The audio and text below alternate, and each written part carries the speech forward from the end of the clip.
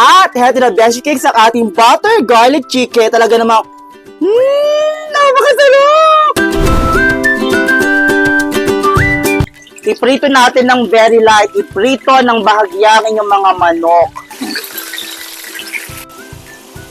Pagwila natin yan sa lahat ng manok na meron tayo, okay? Iba-brown. At gamit ang same pan, beshi cakes, tayo ay mag-isa na ng bawang at sibuyas. Okay?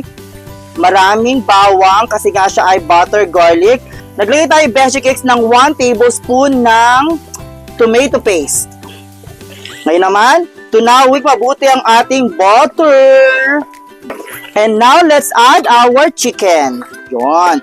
Yung chicken na ating pinarito ng bahagya kanina. Konting pepper. Yan. Yung pepper natin, guys, mga 2 teaspoon. Let's add konting chilies. Konti lang.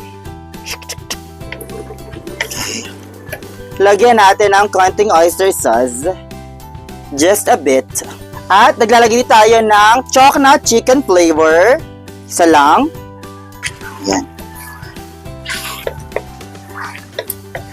At heto ang sikreto mga beshi cakes. Mag-a-add tayo ng Sprite. Diyan natin lulutuin ang ating butter garlic chicken. Okay. Iwanan natin to ng mga 20 minutes. At i-appreciate natin, beshi cakes, ang napakagandang nature. 'Di ba? Napakaganda ng Nagcarlan Laguna. Oh. At tingnan nyo guys, sa banda doon, may nagpapalipad ng saranggola. Ayun, oh.